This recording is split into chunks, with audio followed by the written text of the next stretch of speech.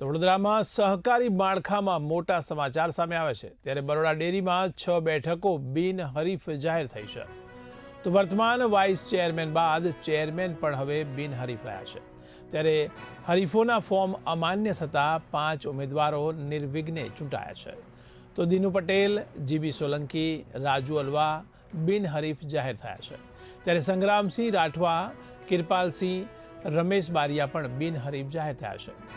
જોકે ભાસ્કર પટેલનું ફોર્મ રદ થયું છે ત્યારે 13માંથી 6 ઝોન બિનહરીફ રહ્યા છે ત્યારે હવે 7 ઝોનમાં જ ચૂંટણી યોજાશે ત્યારે 8 તારીખે સત્તાવાર જાહેરાત કરવામાં આવશે।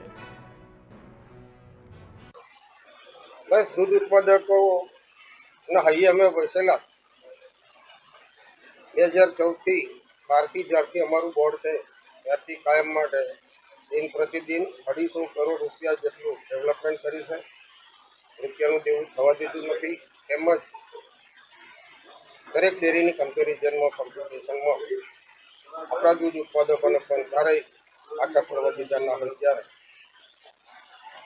6 ઉમેદવારો આજે બિનહરીફ થયા છે। બાકીના 7 મિત્રો ચૂંટણી લડતા હોય ત્યારે બધાને પ્રભુ સાચી શક્તિ આપશે અને સારું પરિણામ મળશે। વિરોધીઓને જવાબ આપતો તીર્થાળુના આશીર્વાદ। હવે આટલી બેઠકોની જવાબદારી પણ એટલી વધી જાય।